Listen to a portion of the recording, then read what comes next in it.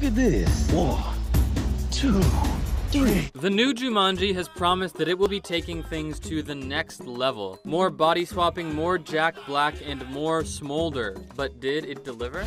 I came back and things actually got worse. For our purposes, it doesn't matter. We're not here to review the movie, we're just going to use our Screen Rant vision to point out all the little details that you missed in Jumanji: The Next Level.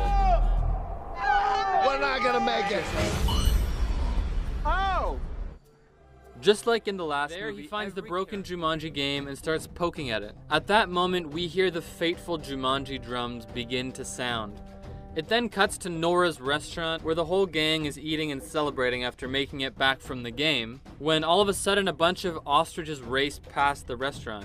This perfect sequel tease could mean that the real world and the game world have been bridged. If so, that means director Jake Kasdan will be paying homage to the movie from 1995.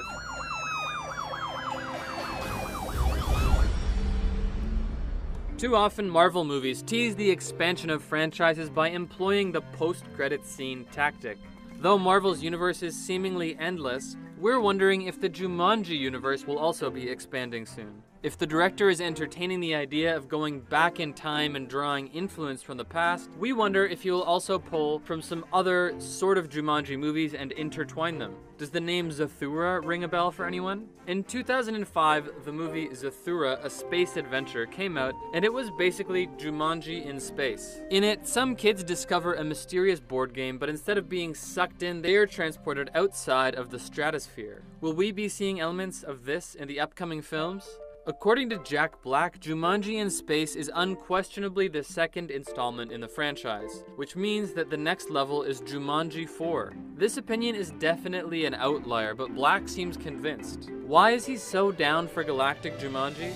Well, in Zathura, Kristen Stewart is tasked with watching her younger brothers while their dad is out of the house. But she stays under the covers and listens to her iPod. If you were looking closely at the scene, you may have noticed that on the wall of her bedroom, there is a Tenacious D poster. That's Jack Black's band. It's only fair that they trade a shout out for a shout out. But is it canon?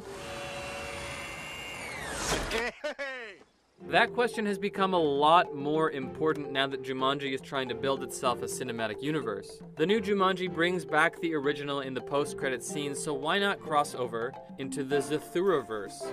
Josh Hutcherson was in that movie, and now he's a big famous actor. So was Kristen Stewart, and she's also big now. Well, we're socially irrelevant heteronormative gender roles. Plus, she's probably looking to inject some momentum into her career after the Charlie's Angels flop. How'd that feel? Because it looked like it felt really good. In the new Jumanji, we were blessed with multiple moments of The Rock's famous smolder.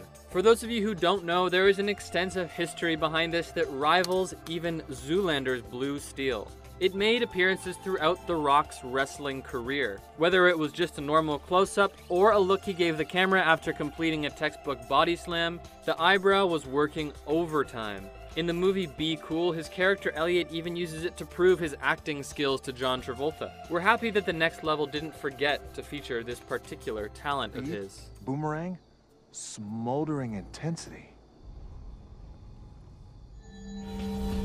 At the end of the next level, after all the dust settles and the gang plus Grandpa DeVito goes to Nora's Diner to chat over coffee, there's a woman we're supposed to recognize. But for most of you, this reference dates back to a time before you were born. In the words of Drake, I'm talking way before hashtags.